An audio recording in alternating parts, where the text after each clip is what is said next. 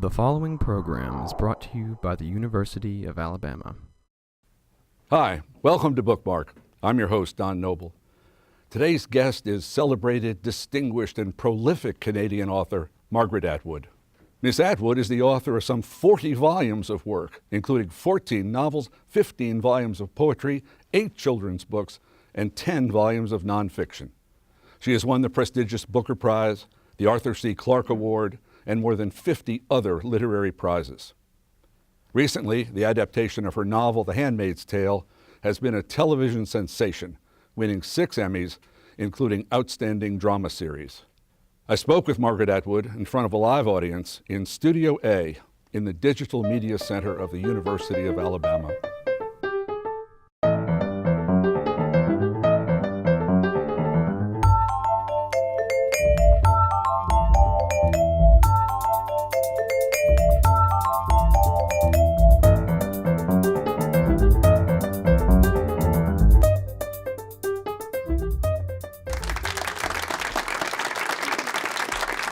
Atwood, it's nice to see you.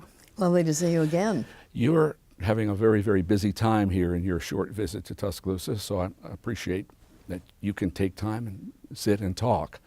And I should say, welcome back. Thank you. You were here in 1985, quite a while ago. A little while ago. Have you had a chance to walk around, look around at all, to got see a how lot different bigger. it is? It got a lot bigger. And apparently they're making an old lunatic asylum into a fancy place for poets? What? Performing arts. Reforming? Oh, performing. When the book, Handmaid's Tale, all the American editions all say 1986, but it's really 1985. Yeah, so Canada 1985. In those days before the internet, we could have different publishing seasons. So UK and US was 1986 in the spring. Canada was fall 85. Right. What everyone here wants and can't have is that you wrote that book while you were on campus. Well, here. I did. I finished How it much? here. What was the story there? Yeah, well, I finished the book, and in those days they had just invented the fax machine. Ooh. Okay, this is before there were any lattes. No lattes yet, except in Italy. They had not yet been deployed the way they have now. So the fax machine had been invented, and there was a place where you could go. It was a copy shop of some kind. And I would write my pages, and I would type them. I'm a very bad typist. And I would take them to the fax place and fax them to my typist, which I thought was magic. And then she would produce these beautifully typed pages. So I was running around back and forth. I had a typewriter here, which I was typing my manuscript on. And do you remember this? Probably nobody does. There were little bottles of white stuff. Oh, yes. A little brush. And there were also, if you wanted to be very fancy, there were little white tapes that you could type on and then stick that on. Yeah. So my pages looked like that. But I did finish the book here, and I gave it to somebody I was co-teaching, who was also teaching here, called Valerie Martin. Yes. Yeah, so Valerie Poet. was here. She was a novelist. Yeah. She later went on to write this book called Property, which won the English Orange Prize.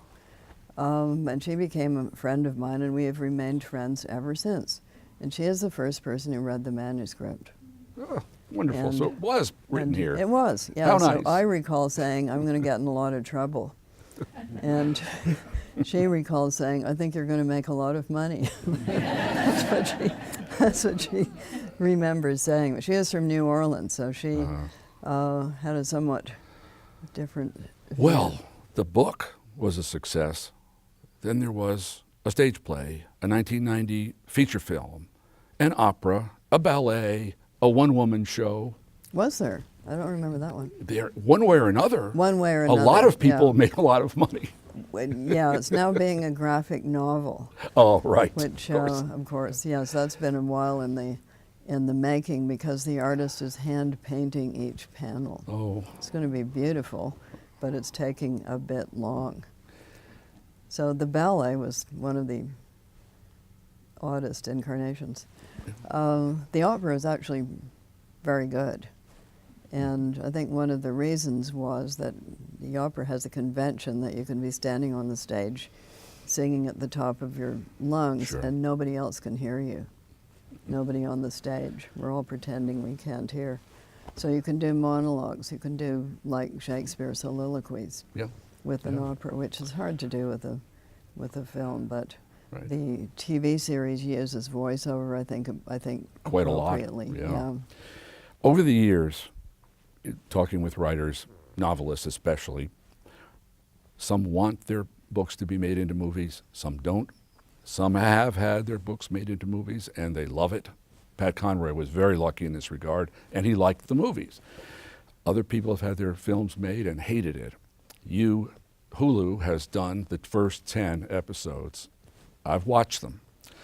They're very painful, a lot of it, very painful. What is your, two parts, what was your involvement with the Hulu production? And, I mean, I could quote some chapter and verse on changes, things that are there that weren't in the novel and so on. And about the differences between, first of all, what was your involvement, and then how do you think about it?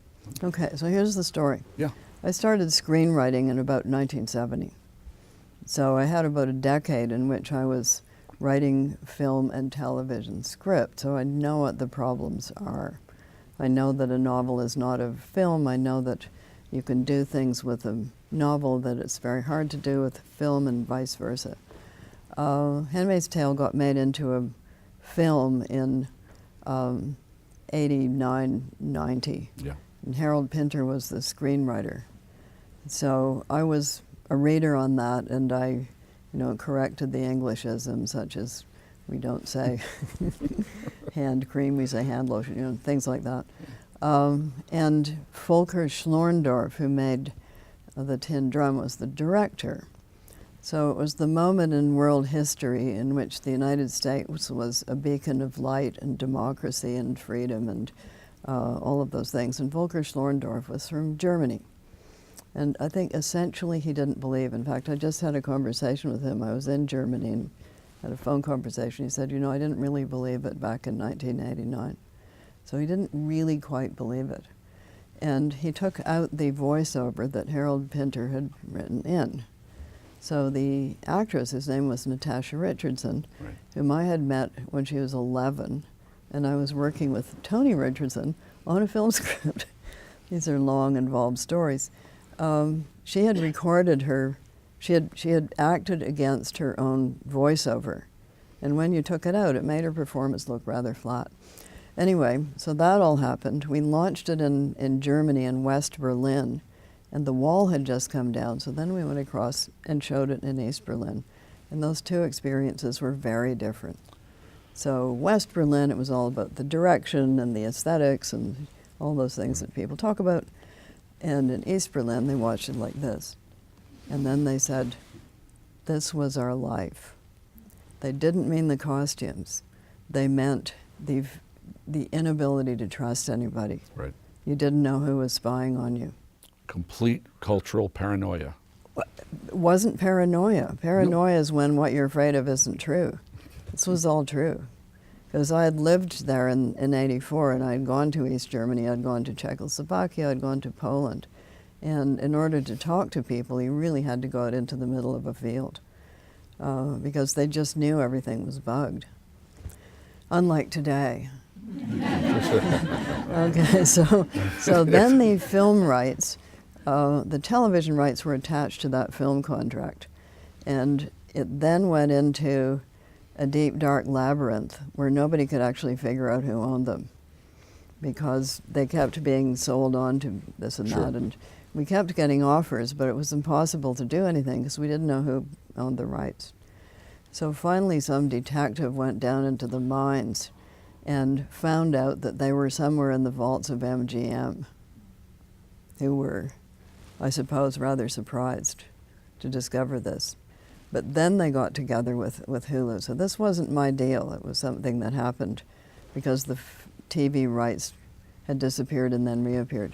I was involved as a consultant, but I had no actual control, and writers usually don't, and you'd have to be mad to give them any control because imagine spending all that money and then having them say, I don't like that tie. I'm canceling the show. Which Writers could that happen. cranky, are they? They can be a bit cranky. Yeah, they can be. But luckily, the person who ended up being the showrunner is a pretty smart guy called Bruce Miller. And we discussed all of these changes, and he always had them reasoned out pretty thoroughly. So that is the rule also that he's following for Series 2. And the main rule is nothing goes in that doesn't have a precedent in real life. You have to be able to show that this is something human beings have done. Let me take that up. Many of your interviews, going all the way back to the publication of the novel, when it won the Arthur C. Clarke Award and was discussed as a science fiction novel. I cannot tell you, well, I can't tell you, and maybe you can't tell me either, how many times people have discussed, called it a science fiction novel, and you have explained why it's not exactly, or you've discussed the question, and I'd like to hear it again now. Okay. You want it to be speculative I believe fiction. in truth in advertising. Right. If it says bran flakes on the box, I want there to be bran flakes inside the box. And science fiction, which is a term that didn't exist back when War of the Worlds was written, or when Jules Verne was writing his kind of science fiction, and those are two different kinds. So Jules Verne was writing books about stuff he thought really could happen, or was on the verge of happening, and H.G. Wells was writing about canisters full of tentacled Martians hitting the Earth. And I've read extensively in both kinds. There is a difference, and I simply want to honor that difference. So 1984 is a different kind of thing from Star Wars. Absolutely. So if it says science fiction on the outside, I expect there to be another planet, somewhere we haven't been, some form of space transport or something. Or time transport. Or time transport, yeah. Or in a galaxy far, far away and in Sure. another time. I expect that, and I like reading that, but I cannot write that. I'm not good at it. It's not part of my skill set. So the Jules Verne, his line of descent goes through Aldous Huxley and Orwell, and H.G. Wells, his line of descent then goes all the way to Star Wars. And I'm in the Jules Verne category, not by choice. I would love to be able to write about other planets and bug-eyed monsters, all of that. My stuff. I grew up with it. Yeah. But I can't do it. In the novel, in The Handmaid's Tale, a whole lot of terrible things happen to women. And men. And men. And it's a totalitarianism. I understand it to be your position, though, that there's nothing that happens to people in the novel that hasn't happened somewhere to somebody. Somewhere, in some place, at some time. That was my rule for writing it. And I can give you chapter and verse, because I was quite meticulous about that. The effect of it, though, is that a whole lot of bad things gathered up over several centuries from several different cultures all happen at once in the novel. That's what happens with the totalitarianisms. But I also carefully placed it in Cambridge, Massachusetts, which right now prides itself on being the home of liberal democracy, but started as a 17th century Puritan theological seminary. So different times, things change. And having been born in 1939, a significant year, what happened in that year? Could it have been that World War II started? Yes, it could. Being Canadian, of course, Canada was in it in 1939. So I've always been interested in totalitarianisms of all kinds. And that is what they do. They tend to gather together all these kinds of things and do them all at once. There's a confluence in this novel. In order for the fascist, the totalitarian uprising to succeed, These conditions have to be fraught. Yeah. The country has to be in That's a state generally what happens. a state of high anxiety, a real mess, which results in... Or people have to think it's a real mess, one or the other, or both. In this case, though, sterility, widespread lack of reproduction. That's happening. Is a part of it. Yeah. Radioactivity. Yeah, well, it was a mistake Toxic- to put an atomic generating plant on the San Andreas Fault, in my humble opinion. It's going to be one day a mistake anyway. Not a choice I personally would have made, but what do I know? I remember, and I'm sure that millions of people did this. In January of 1984, I read 1984 again, and I thought, we're not doing too badly, really. I mean, compared to what's in the book, things are all right. The time setting of The Handmaid's Tale has sort of passed, or we're in it. How are we doing? How are we doing? Are you going to give our culture a grade on the degree to which we have fulfilled the horrible possibilities of The Handmaid's Tale? Yeah, we've got all kinds of other horrible possibilities surrounding us at the moment.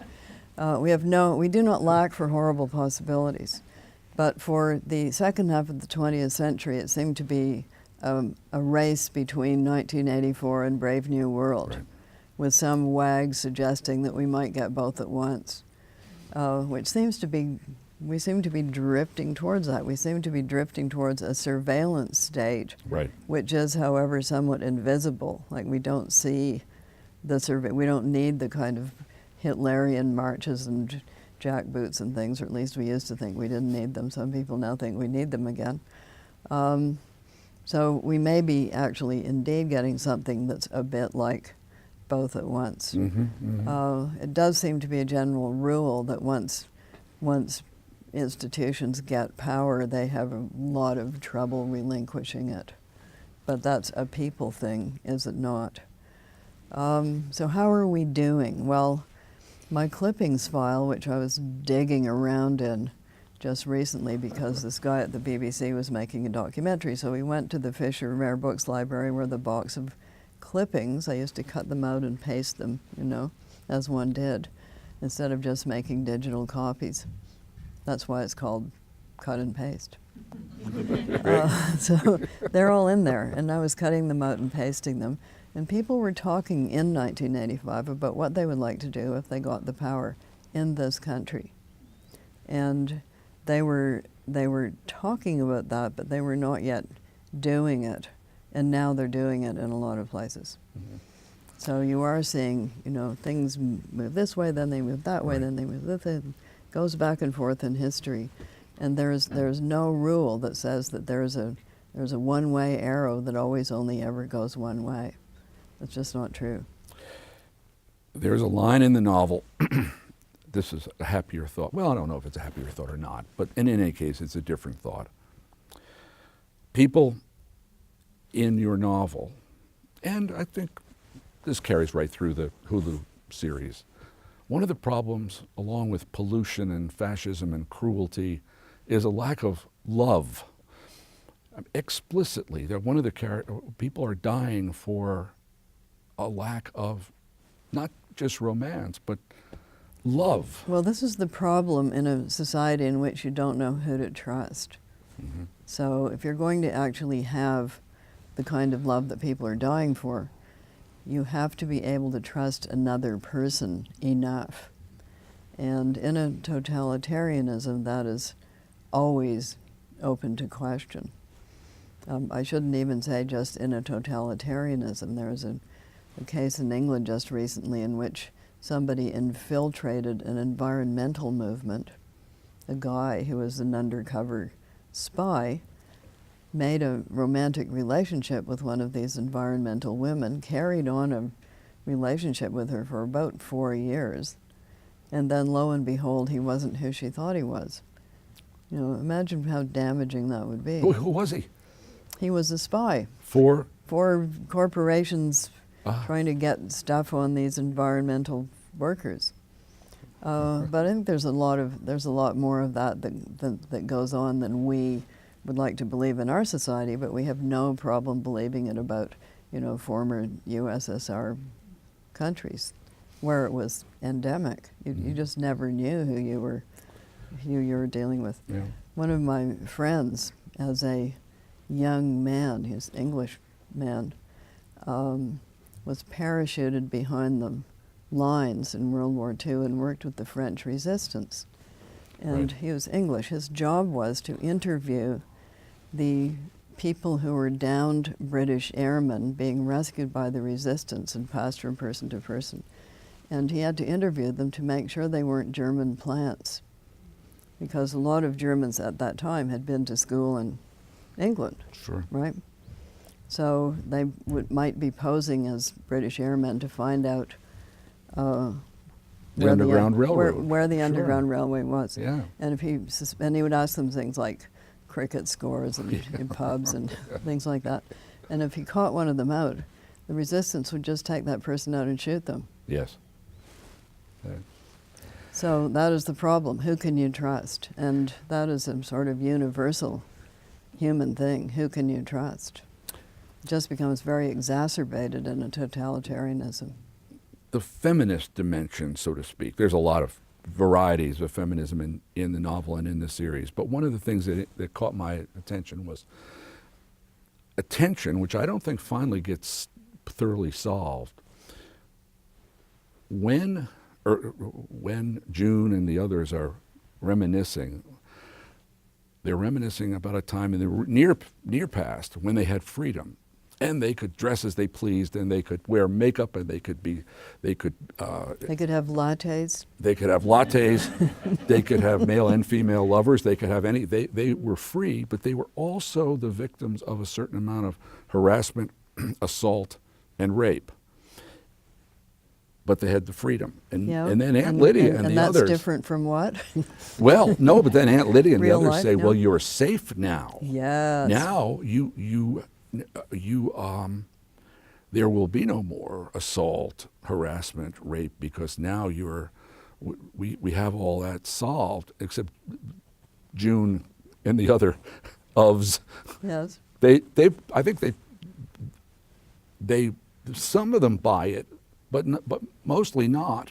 Okay, so what that is the tension that I'm of course, that exactly. I'm identifying. And that is what people are always making choices about. Mm-hmm. Do I trade freedom with risk Yes. for safety with constrictions? What do I do? And that has been a motif in human history forever. So how much do I give up in order to feel that I'm safer? Well, Or how much do I relinquish in the way of safer to go out and make what seem to me to be my own individual choices? Right. What is, and people analyze societies on the basis of there being I societies or we societies. uh-huh. And some societies are we societies, and in we societies, one of the controls is shame, like public shame. Right. In I societies, one of the constraints is guilt, like personal guilt. And those are two different things. But apparently people in we societies and people in I societies even look at pictures differently.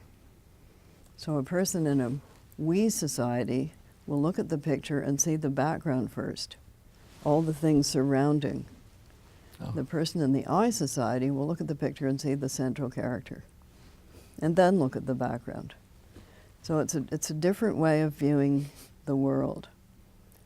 So what is happening in the Handmaid's Tale is that they're trying to make people from an I society fit into a we society.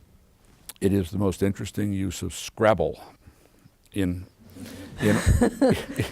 all of English so mean, literature. right. I can think of no Well, it's other got letters in novel or it, yeah. story that features Scrabble. Well, that was a yeah. stroke. I really like it. Okay, I have a history with Scrabble. I'm actually not very good at it, although my grandmother was a whiz. She was a whiz at it. But oddly enough, I'm not very good at Scrabble. I'm not very good at crossword puzzles. But they do both involve words, and of course written words are the big forbidden, sexy, Right. no-no thing in this culture. It may interest you to know that in the series, all of the paintings in the commander's house are from the Boston Museum of Fine Arts. Oh. And the signatures on them are the only things you can read in that house, apart from what's in the library. So I said to the people running the show, I said, did you borrow them from the museum? They said, no, we got this nice man in China to do them for us at $20 and very few That's could what tell they the are. difference, right? Yeah, not in the show, but it shows that these people are like other totalitarianisms in that they loot things, Yeah. and the people at the top get to have them. Right. Well, you made Scrabble rebellious. Yeah. You made it sexy. You made Transgressive. Well, it's an act of. It's like instead of giving June flowers or candy, he allows her to play a little Scrabble. You got it. So they've done a show on YouTube, which you can see by an outfit called Funny or Die, called Finally They've Made a Handmaid's Tale for Men. And they do the Scrabble scene. Oh. Have a look. They give it quite a different twist. So We have 1 minute left. All right. I know it's gone awfully quickly, but having published now more than 40 books. yeah, I'm in the more than 40 point. I'm more than 40 years old. I've published more than 40 books. Right. So I'm sure I know there's that. more. What are you working on now? What will your readers be looking for in the next 6 months, year, 2 years? I never tell that, but I'll tell you about something else, which is the Future Library of Norway project. Future Okay. Library of Norway, which you can find under futurelibrary.no, will last for 100 years. And a forest is growing, it will grow for 100 years, and in each of those years, a different author will submit a secret manuscript to the Future Library of Norway. Ah. In the 100th year, all the boxes will be opened, and enough trees will be cut from the forest to make the paper to print the Future Library of Norway. So my very future readers can look forward to whatever is in the box that will be opened in 97 years. That's wonderful. Ms. Atwood, thank you very much. This has been a pleasure. Thank you, and for me too.